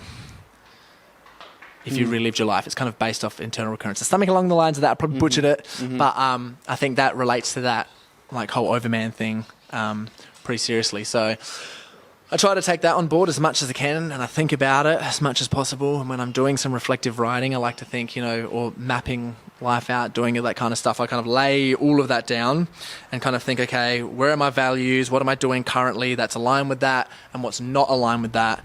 And then I'll try to make adjustments where needed, necessary. Beautiful. Yeah. I wanted to say that it's very clear that you live your life that way. Like, you see purpose in everything that you do, all the content you put out. It is like, this guy is doing this for some really awesome reasons. Oh, thank you, man. That's why it's so impactful. Like, so many people are approaching things like, I guess currently all these home workouts and stuff, like, anyone can do it. Anyone can post these videos. But what's your reason behind it? Like, that's, I don't know where I'm going there, but like, well, I think people jumping on board with things just because that's what's currently going on, whereas you don't think that way. You think in a sense of what's relevant to you. Thanks for noticing that. Yeah. Well, that's back on you as well, setting this whole thing up and having your own podcast and stuff as well. Like, you're living, aligned with your values and your purposes, and you're choosing to do this type of thing. So, you know what I mean? You're saying no to a whole bunch of other things like the lion, and I guess you could say that you're slaying that dragon, to be aligned with your values, I guess. Thanks, man. So, that's awesome that you said that. I had a really good, just some random person just sent me the nicest message on Instagram. The one that you posted? Yeah. Oh man, that just melted my heart. I read it and I was just like, ugh. That's incredible. Had you met them? Are they? No, is that just it was just random. It's happened a couple times now, and I'm just like, I think it's like one of the most amazing thing ever. Like, for me, I find it is the most motivating thing to me when I motivate someone else. I always think I kind of have a lot of energy and stuff, and I like to use it. And if people vibe off that at all, I just get a whole Yeah, and Hits you right there. It's good. as you said in that promo video on your blog, you said, I feel like I have so much knowledge and information and I just need to give it. Like, who else says that they know something and they want to give it? Like, usually it's like, this is how much it's going to cost, but you're like, you want to give it because you need to. Oh, yeah. It's burning inside. You need to give it to people. Thank you for recognizing that. And like, yes, a lot of people have just questions on things like Instagram that they'll like ask or anything, and I'll answer straight away and give like as much free knowledge out as possible. I wouldn't even say free knowledge, I just give it out as best I can. Hence why I do all those articles and stuff, because if anyone's getting anything out of it, I'm like, I've helped my dad like change like his health like completely. My mum as well at one stage, she lost like 20 kilos, something like that. Was pretty crazy. A lot of close friends, a lot of clients and stuff went through some crazy things. One awesome moment where I felt really credible with some of the stuff that I've learned was one of my clients. He's a legend. He had this moment where, okay, he was prepping for like some huge event and he wanted to look, we wanted to feel and look amazing. And I was like, well, if you're going with me, we're going to do a whole bunch of this holistic stuff. We'll be doing visualization stuff. We'll be doing meditation. You'll be doing your gratitude. You'll be eating extremely healthy food with omega-3s. And just one little point out there, I just want to say people to take away, a little note, is that even before a lot of plant medicine ceremonies for like ayahuasca and stuff, a lot of people, like the facilitators would get people to eat salmon for like a week beforehand because omega-3s literally heal the shit in your brain for everything to work properly. So, jacked him up on omega-3s, and he had this moment where I was like, okay, if we're like doing this, one promise you have to make to me is you have to let me know every single time you slip up. Not for the sake to like confess to me or anything, just to keep yourself accountable so that you know when you did, and if any information I can tell you or help you out, I'll let you know. I'm not going to judge you. I'm not going to criticize you like at all. You just need to let me know. So, like, okay, we can figure this out. Maybe he missed a meal. Maybe he had to cheat there. Okay, maybe we're not, maybe he's not eating enough, or that he was really stressed out about something. But he had this moment where he messaged me and was like, yo, stuffed up. I went out on a date and I really wanted to impress this girl, and I wanted her to have a good time, and I wanted to have a good time with her, and I didn't want to feel like someone who was, letting her down, if you know what I mean. And she knows like his goals and his purpose and his values, and like this prep was like it's like a huge, significant thing for him. So anyway, he's like, yeah, okay. So I had this huge donut, and not a good donut either, like a real big sugary one, and like a huge thick shake and like a milkshake. And previously I'd had he read the book Way of the Superior Man, and I think that is just like one of the most elite books. David Deida researched big into that book and a whole bunch of other stuff, and mind blowing. And he was telling me this, and I was like, okay, so as far as aligning your purpose to yourself go, feminine energy always constantly tests you. And she has unconsciously tested you by saying, we should get a donut, we should get a milkshake, or something like that. And I was like, you have failed that test, because she's testing you to see how aligned to your purpose you actually are. And you caved, and you had the donut with her, and you had the milkshake with her. And he was like, shit. I was like, so she would have been if you were, the feminine energy is supposed to be, and my experience has been proven, most attracted to if you are aligned to your values and your purpose and, whatever you're doing. And I was like, you failed that test, so she would have been more attracted to you if you had said, no, sorry, we will maybe another time, but like, this is my value, this is my purpose, I'm going to stick to it, and I'm not going to have this donut and milkshake. And when we discussed that, he was just like, no, what? Like, that changes everything. And Are they together now? I'm not too sure. They're like, it was a date. I'm not sure if he's seen or not, but I haven't gone into that conversation. We just talked about that specifically. That'd be interesting to know if that was the make or break. I should probably ask him. It probably was. I've been in that situation where I was really into this chick, and I was a bit lost at that point in time. I didn't have much going for me. I wasn't really sure what I was doing or what I was going to be doing. I did have a job while I knew her, and then for whatever reason, I no longer had it. And she was not interested anymore. I was so like, just whatever. I was just, I don't know. And lost interest completely in me. And I was like, oh, But Yeah, that's a sense of safety and security as well. So one thing is, I guess, like, well, you had a job, but might not have been aligned to your values and your purpose or whatever it is.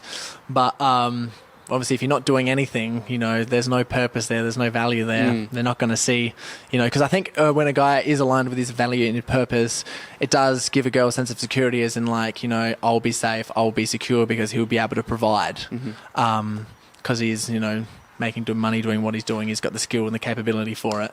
And if they don't feel safe and secure, and you know, that masculine essence comes from, you know, career, purpose, doing what you want to do. Girls is love. So if you're in your complete masculine and your eternal masculine, they can see it straight away, and it's like, especially with the energy kind of shift. So if you went from like you could call it, you know, when you're in that zone and you're doing what you want to do, you've got like a type of like a king energy. And then if you're not and you're in like a boy energy, whatever, like doing whatever you're doing, they would just feel that straight away and call you up on it, man. Like, even sometimes my partner Katie, even me, because I'm just like, so I'm like doing a prep now, I'm going to start eating healthy, and then I'll eat like a block of chocolate. And she's like, you're eating a block of chocolate? Like, that's supposed to be... And I'm like, oh no, she's so unattracted to me right now. Shit, I feel so guilty.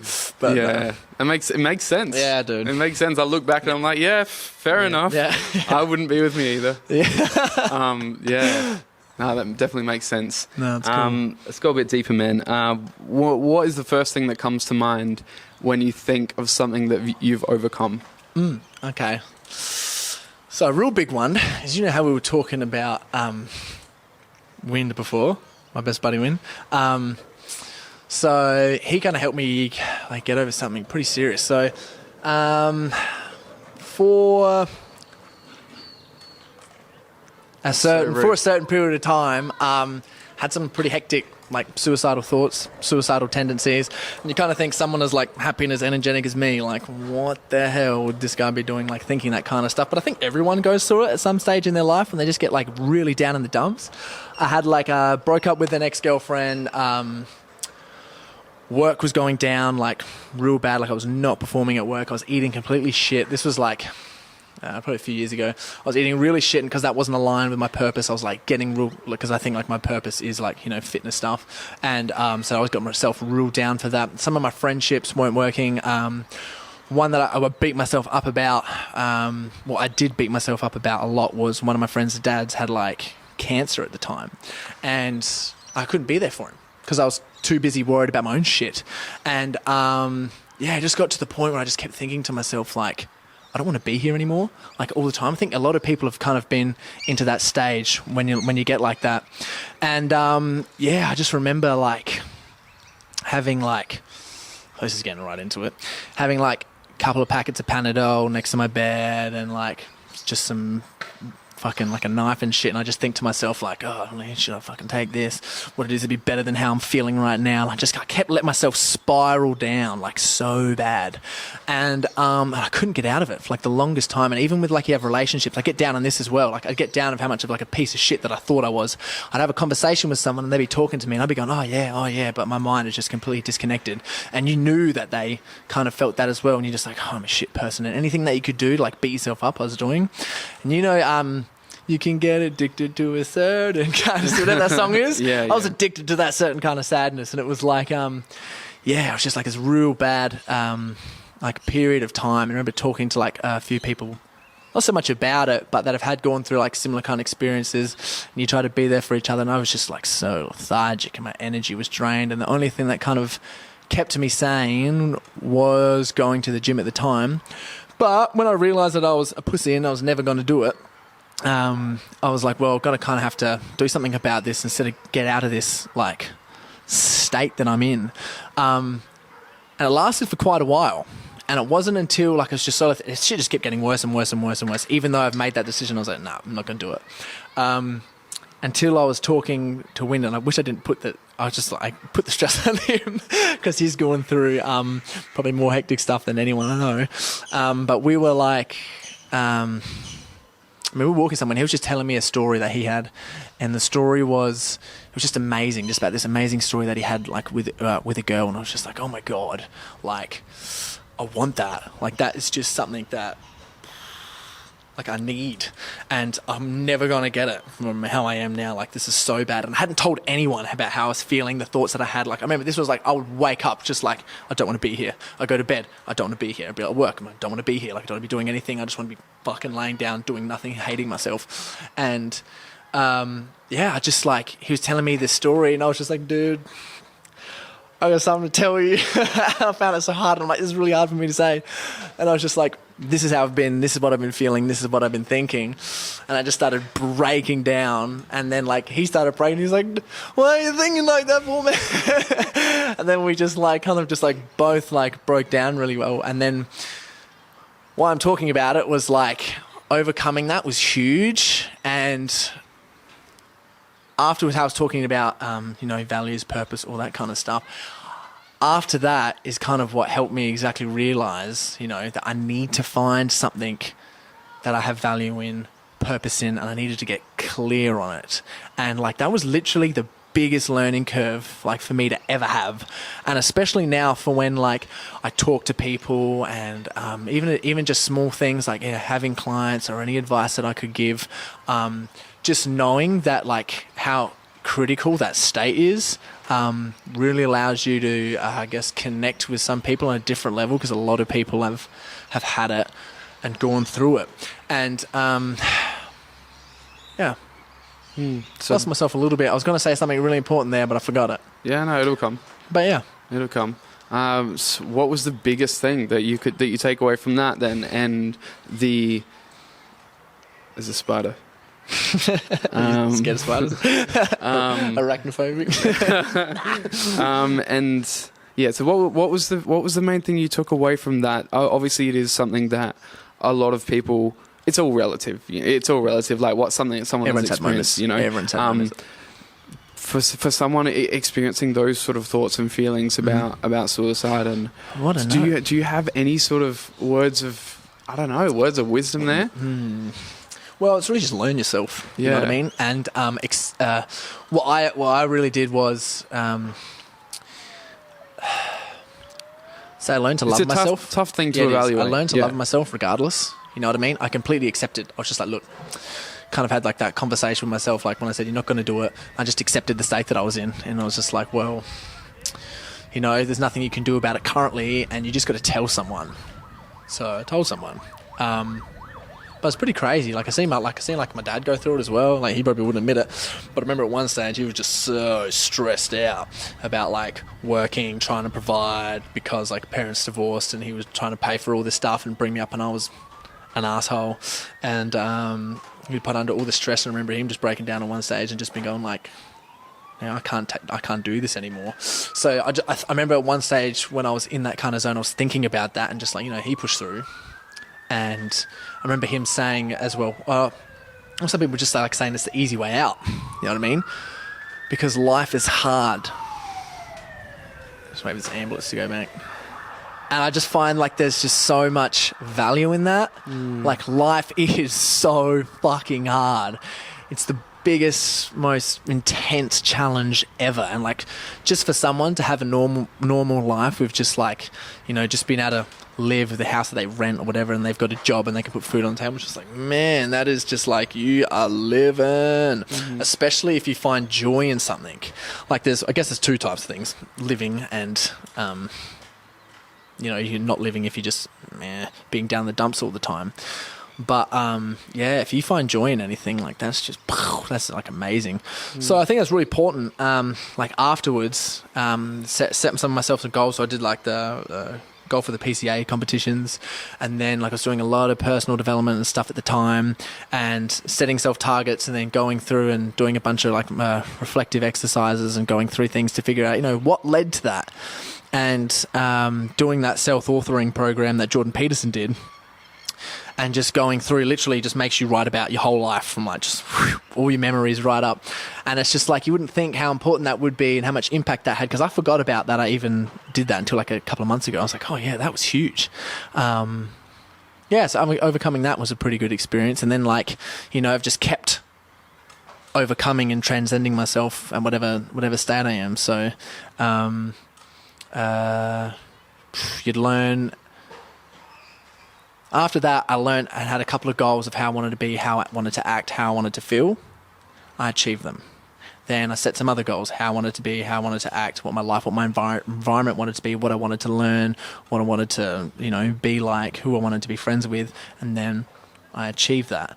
And I just think that constant, growing circle, and then recognizing that as well, shit will hit the fan and, stuff is going to come crashing down. It's just going to be so inevitable. What it is, where it comes from, and that you will get down in the dumps. It's just to let it do its thing. So what actually got you to that point? What was the thing that what was the tipping point that led you to that low? To go down? Yeah. So and also what was the main thing that got out of it? Or was it that got you out of it? Or was it a gradual thing that is still... that you're now experiencing a progression from? I've just learnt a lot from it. As far as that goes, Yeah. I've just learnt heaps, and I'm actually going to be real grateful for it because it's just going to put me down on a path to learn about myself. And learning about yourself is so powerful. When I started working in business, they did a lot of psychology tests and a lot of other tests where it's just what's your personality, what's this, what's that, and it's really interesting. And stuff come up was how much do I actually know myself? My God. And I think knowing yourself is absolute power. If you know your weaknesses, you know your desires, everything else like that. You know what I mean? People can't. Well, the world can't bring you down, if you know what I mean, because you already know yourself. Yeah. But what led me down to that was just the chain of all those things I was saying beforehand. So it was just it was the breakup, doing shit job at work, uni grades were failing, I was a shit friend, my relationships weren't any good, I was hating and loathing myself and then getting addicted to that, and I wasn't taking any responsibility for any of the things that I wanted to do. Or just for taking responsibility for myself in general, man. I was just a piece of shit for a while.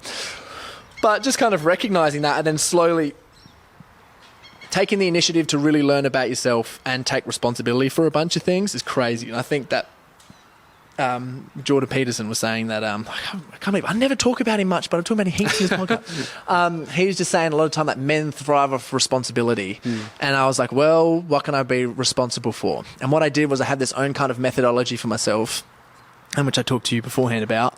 And I was saying it's things you want to do, things you want to feel, whatever experiences you want to have in your life. You need a target for something and you need to aim for it. But I feel that what excuses have you given yourself to chase that? So a lot of people say, I want to stick to this diet, I want to get lean, I want to do this. You know what I mean? What excuses have you got to stay to that? You know what I mean? So when you go out drinking with your friends and you got a lot of social peer pressure on you and just have one beer, have one of this. It's okay, what excuses have you got to say no? You know what I mean? I'm prepping for a bodybuilding competition. Can't do it. Sorry, there's your excuse. You know what I mean? That's something really important. Or sorry, can't hang out. I want to get this degree and I'm studying really hard. You've got all the right excuses for yourself. And I gave myself the right excuses for things and I followed them through. And by setting those targets like that and having those excuses was just oh man, helped a lot. Yeah. Helped a lot. Yeah, absolutely. So that's one nugget if people take away. I said you could probably take that away.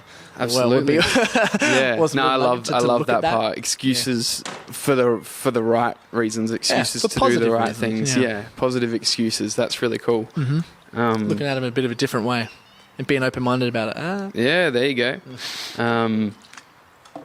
It's definitely a unique thing of yours. That's what's gotten you to where you are today. Hey. Oh, thank you. Another huge thing, again, you're talking about this Jordan guy, I'm talking about ego is the enemy. What another nugget I took from that was, I forget who quoted it. I'm not very good at remembering, those names and stuff, but it was the only way a man can see the progress he's made is by standing next to the hole, holding a shovel next to him, and seeing the claw marks on the walls of the hole climbing out. Oh, that is deep. Yeah. That's How a good cool one. is that? So, I like that. Yeah, I took that. That is cool. I wonder who originally said that. I'll find out. That's cool. Yeah. Because that really makes you look into that hole. Yeah, that's kind of like Friedrich Nietzsche's quote when he just says, you've probably heard of it beforehand, something talking about a man being a monster, but then when you stare deep into the abyss stares back into you. Yes. kind of similar to That's that, but sick, like yeah. more hectic. Definitely. Do you have a favorite quote? Not at the moment. Yeah. No, Fair enough. it's probably that Viktor Frankl one, but I can't remember off the top of my head. That was pretty awesome. Yeah. Yeah. We'll find it. Maybe we'll put it in the show notes or something. Yes. That'd yeah. be sick. Man's Search for Meaning. That book's crazy, man. Yeah. Yeah. Yeah. All right. Wicked. What's something I should have asked you, but I didn't? If anything. That's a really good question. I don't know. What are you interested in learning about? Man. I know you'll listen to anything. Okay, what are you what's at the moment that's something that is like you're leading towards, you know, a bit of a knowledge grab, if you know what I mean? Is there something that, like a kind of topic or something that you're kind of... Yeah. What's... that you're just researching in? That I'm... Yeah. Oh, I was going to ask you a question. Okay, go. Yeah. What's something that you think I could incorporate either more of or something of in this journey of podcasting and yeah? What's something that you feel in the journey like of podcasting that you or just that you could I don't know. That's a very general sort of thing, but what's something that this podcast needs? Oh, and how do you define raw? I like that. I don't know about something this podcast needs, man. I think you're doing everything right, but I really think you should tell your story about when we talked beforehand about you and your family and your father. Especially as far as raw goes, you have had a crazy raw experience, if you know what I mean. And I think that's why a lot of your conversations come down to this sort of stuff, because like you've had like some pretty crazy experiences, I guess, happen in regards to that, and that has definitely shaped your nature. Yeah, you should probably get that out there. I think that's an awesome one to share, because a lot of people can relate. You know, some of my friends can relate to that as well. And what would raw mean to me? Look, I think a lot of things that we might go deep into it another time, is like real kind of, you could say, controversial or sensitive. Some of the things I talked about, some of the things that I could potentially talk about. And I think being raw could be getting into those. No, let's go there. Come on. Okay. I get nervous. It's all good. Okay. What is raw to you, and how have I... You open up a space. You open up a very safe space for people to talk about deep, personal, and raw things. But as well, there's just a lot of, I think as well, just general sensitive stuff that challenge, you know, the human brain to think a little bit outside the box of what they normally think.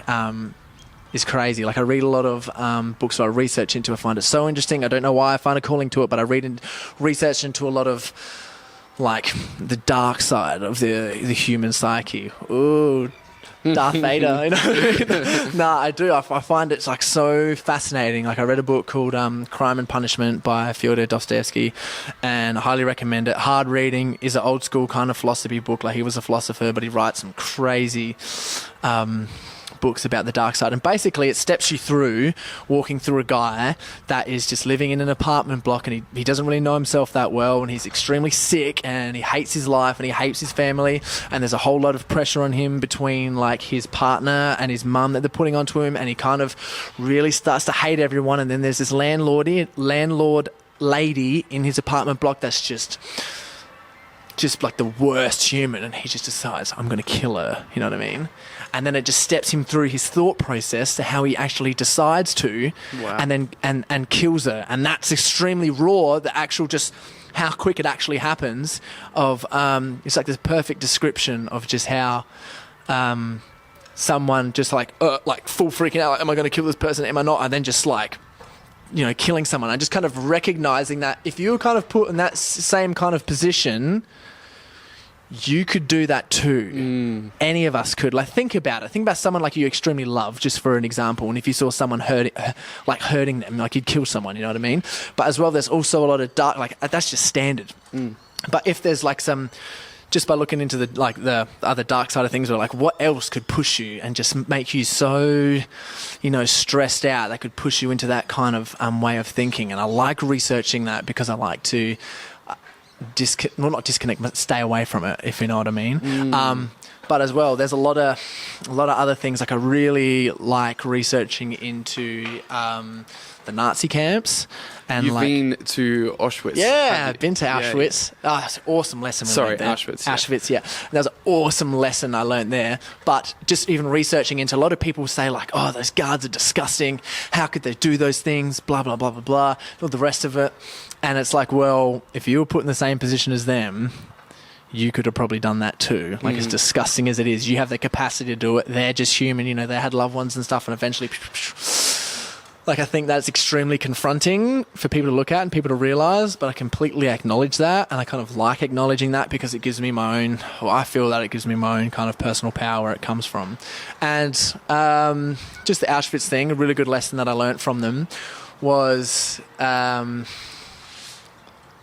I'm just trying to think about how to articulate it properly. We went around the whole entire camp, and they showed us everything. And then the lady at the end just went through and just talked about how, I've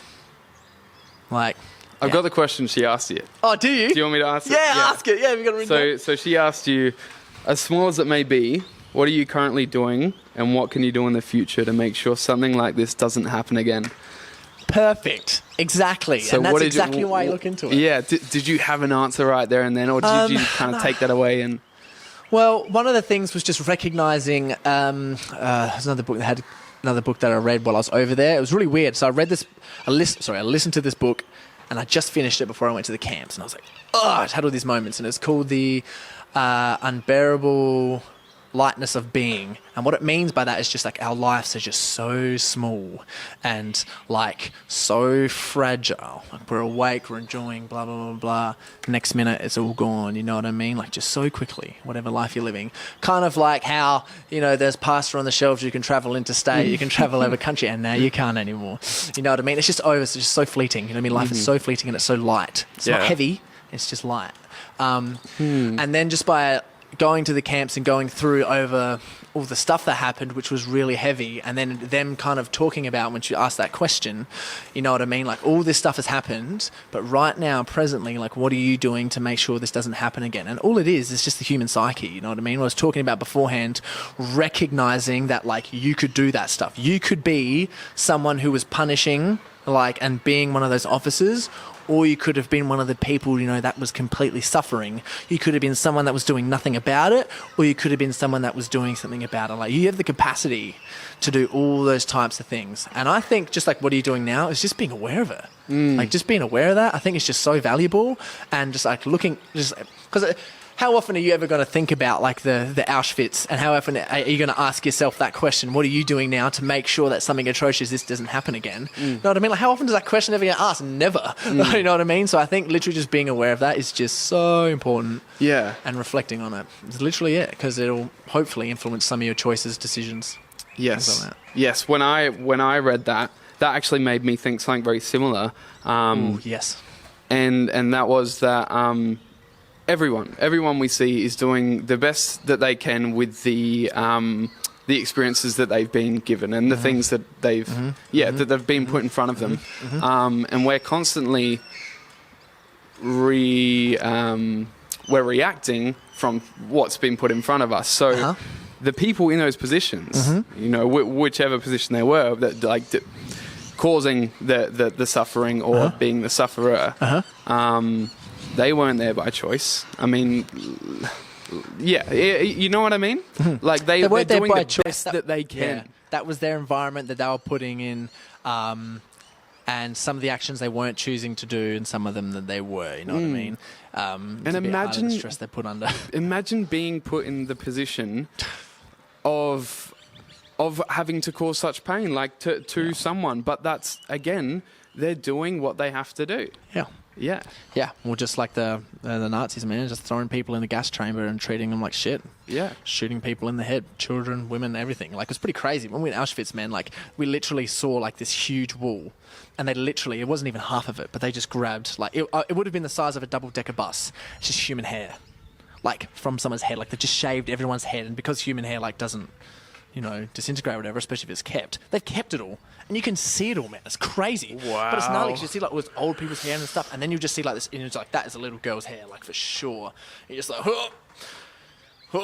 have that moment. It's just like, man, like this stuff was like real, like and real serious. So I think just having that question is awesome, and I really think as well.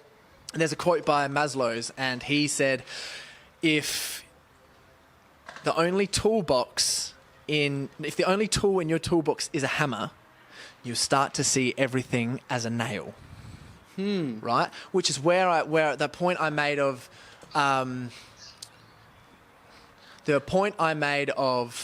just being aware of it is so important. That's why it changes your perspective. Yeah.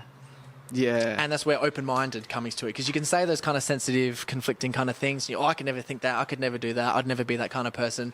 If you're open-minded and you just think like, straight up, I could be that person. You know what I mean? Or just being even open-minded about it, because it is confronting. You might learn, you might grow. Yeah.